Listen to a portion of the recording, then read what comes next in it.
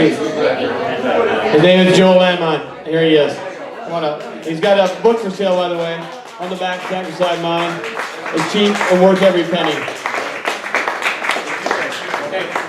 It's so nice to read with somebody who's the same height as me. I don't have to fuck with the mic stand. So I did not send Tom a bio because he did not ask for one. But an old friend of mine gave me this t-shirt today. It says, I got really drunk, almost died, went to rehab, went to college, made a movie, published a book, and graduated from UC Berkeley. And all I got was this lousy t-shirt.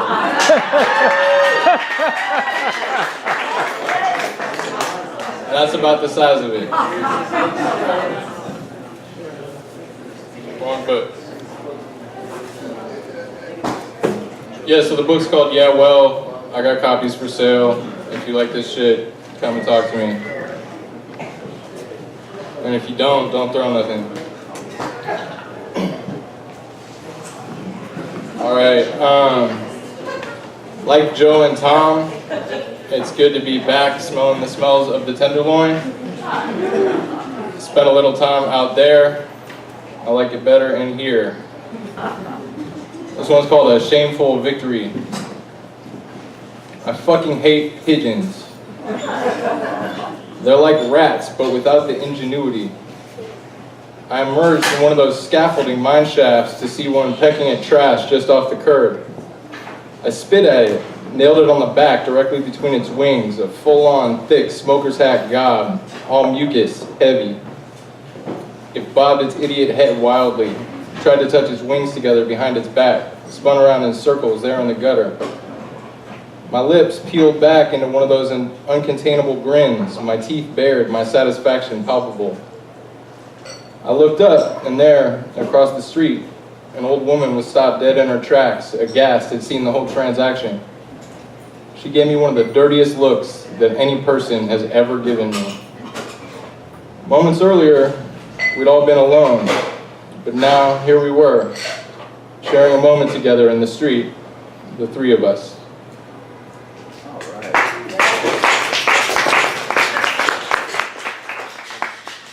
Alright, so I got a Tenderloin poem, and then since we're doing a crime reading, I got some crime poems. This is called Vagrant Stump Speech, Turk and Leavenworth, 2012, parentheses, Lord help the poor and needy. He said, he didn't know how to drive. He didn't even know how to read. He didn't know how to boil an egg. Khrushchev didn't even know how to make oatmeal. That's how Kennedy felt about Khrushchev. Every American knows how to boil an egg. Every American knows how to make oatmeal. In 1963, Kennedy was talking loudly in German. That's why Johnson invented noise-canceling headphones. Noise-canceling headphones. Maybe he was crazy, but he sounded like he knew what he was talking about. I can drive a stick, I can read and make oatmeal, and I know more than one person that I wish would shut the fuck up. But maybe I need to make a scene every once in a while. Or maybe I just need to learn how to boil an egg.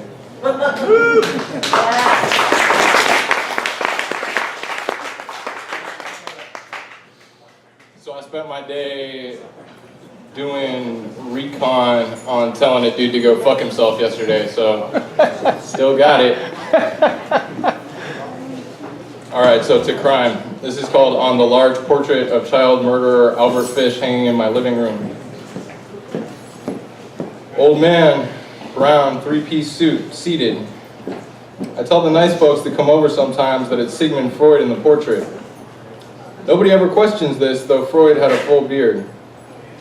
His hand to his forehead as though repentant. This is artistic license. Fish went to the electric chair laughing, shorted the first one out with the 29 sewing needles lodged in the flesh between his balls and his asshole. Left at his executioners even then, the sick fuck. Can't see these in the portrait, of course, the needles, but I've seen the x-rays. He was finally caught when he wrote a long letter to the parents of one of his victims, detailing the horrible death of their child. There's glee in that letter, and I feel like a worse person just for having read it. So rare that deep down, evil comes this fucking unsympathetic. I don't dance or nothing, y'all. This is it.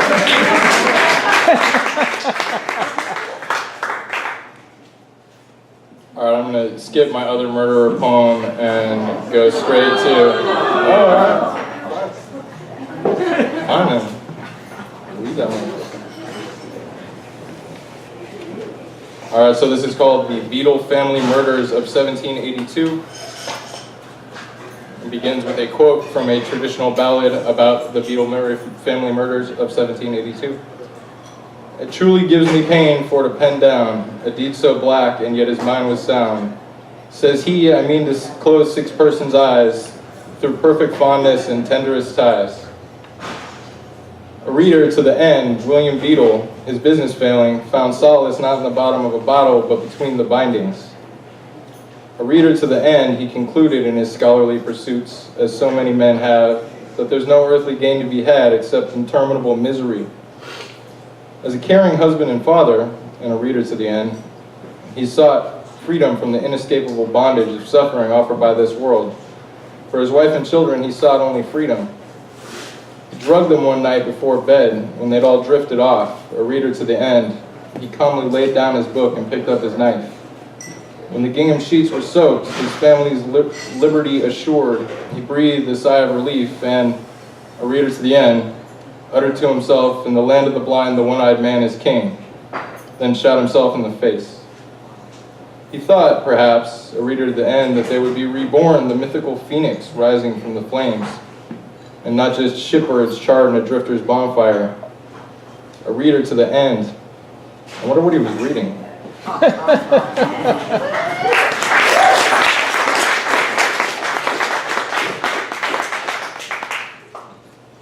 All right, I'm gonna read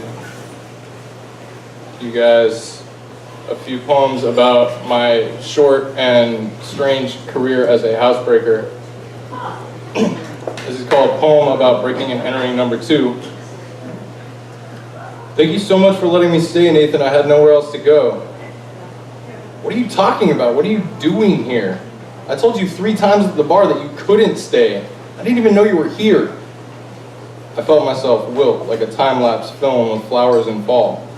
How did you even get in here, he said.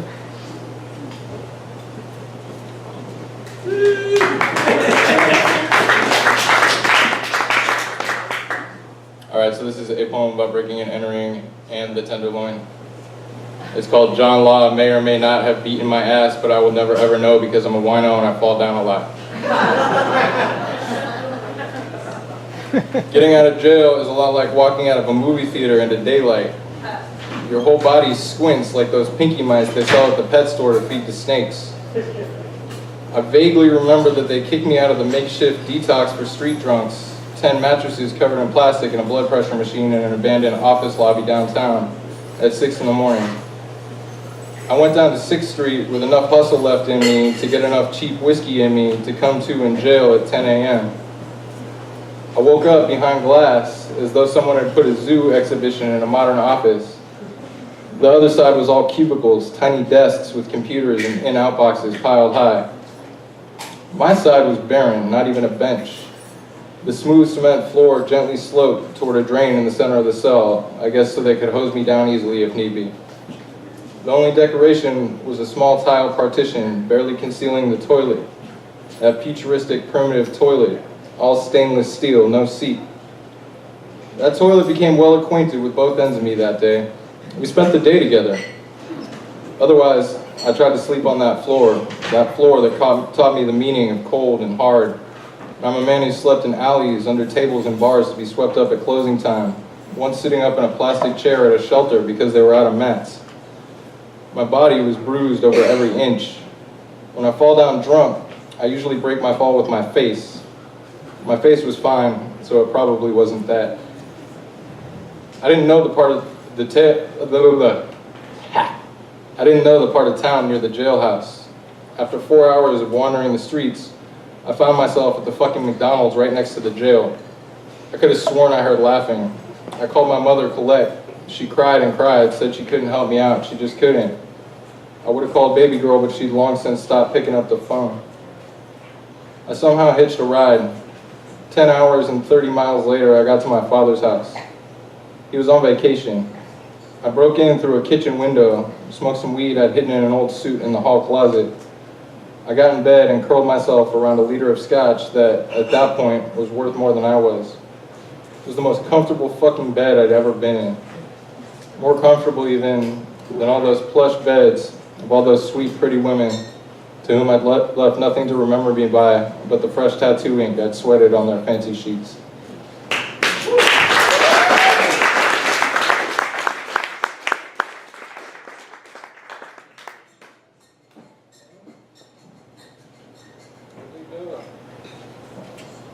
This is called a poem about breaking and entering number 7. Number 7.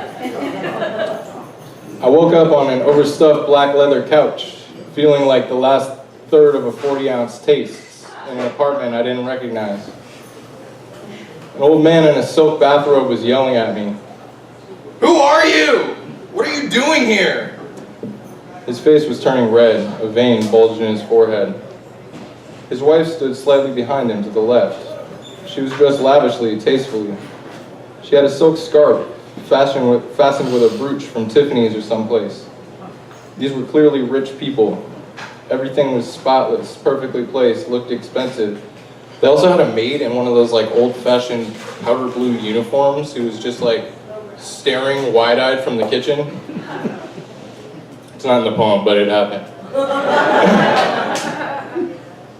Everything was spotless, perfectly placed, looked expensive. They probably had an interior decorator.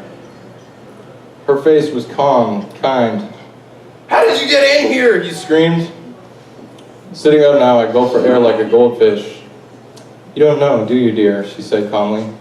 "No, ma'am, I don't. Thank you so much for your hospitality," I blurted, and bolted for the door. I was all the way down the hall in 3 improbable strides. I had to chuckle to myself as I stopped, walked slowly back, and knocked politely 3 times on their door. I had forgotten my shoes.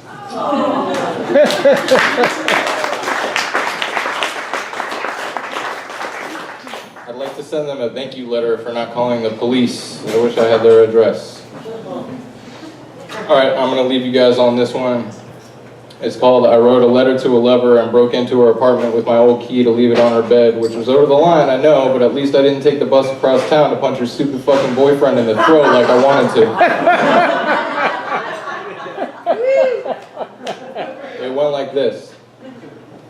"Dear Dollface, fuck you. Love, Joel." What can I say? I'm a poet.